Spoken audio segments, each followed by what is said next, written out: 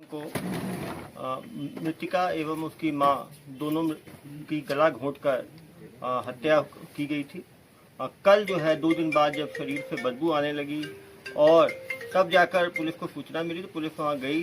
बाहर से दरवाज़ा जो है ताला लगा हुआ था, ताला को तुड़वाया गया और फिर उसके बाद जब अंदर घुसा गया तो 2 फड़ी गली हालत में कीड़े लगते हुए शरीर जो है वो रिकवर किए गए। आज उसका पोस्टमार्टम कराया जा रहा है। हमने पतासाजी की तो मालूम चला कि जो मृतिका लड़की थी उसकी 3 शादी पहले हो रखी थी। चौथे एक लड़के के साथ 23 दिसंबर को एग्रीमेंट हुआ था शादी करने का, नोटरी से इन्होंने बनवाया था और उसके बाद पिछले 1.5 महीने में उनमें वाद विवाद चल रहा था शादी को लेके, उसके टर्म्स को लेके।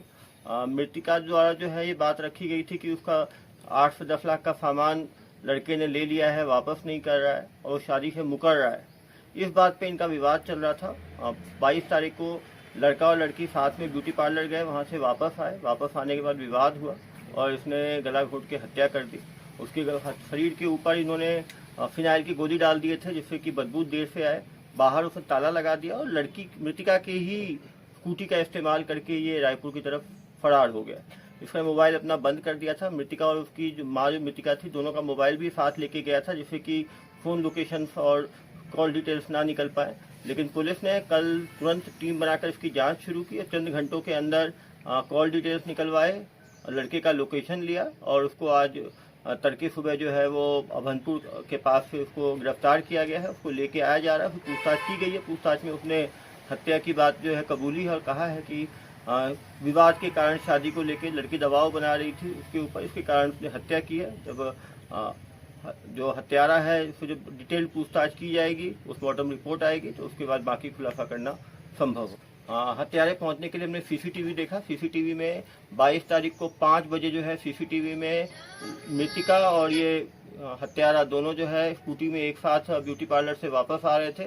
फिर वो घर में घुसे हैं, घर से निकलने का फुटेज नहीं था। इससे जब सीडीआर निकाला गया तो लड़की का मोबाइल जो है लास्ट कॉल 4:45 बजे रिसीव किया गया। इसका मतलब था कि 5 बजे के करीब हत्या की गई होगी।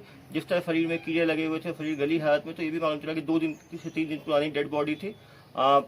क्योंकि जो वकील जहाँ पे एग्रीमेंट किया गया था वकील से बात की गई, वो एग्रीमेंट ले निकाला गया और ये आसपास चश्मदीद जो थे उनसे क्लियर हुआ कि ये लड़के के साथ जो है रिलेशनशिप या तब बातचीत में थी। अभी तक तो एक ही आरोपी की सीसीटीवी में और कोई दिख नहीं रहा है। उसने अपनी बात कबूली है। डिटेल जांच होगी और पूछताछ होगी तो और भी खुलासा। माँ का भी जो है हत्या की गई है, माँ की हत्या क्यों की है? खून नजर आ रहा था, समझ नहीं आता कि गला घोटा गया जैसा बता रहे हैं, लेकिन वहाँ खून वो जब बॉडी जब गलने लगती है तो फिर खून निकलता है। अभी टीम ऑफ डॉक्टर्स द्वारा जो है ऑटोप्सी किया जा रहा है। ऑटोप्सी से और ऑटोप्सी के फाइंडिंग्स आएंगे।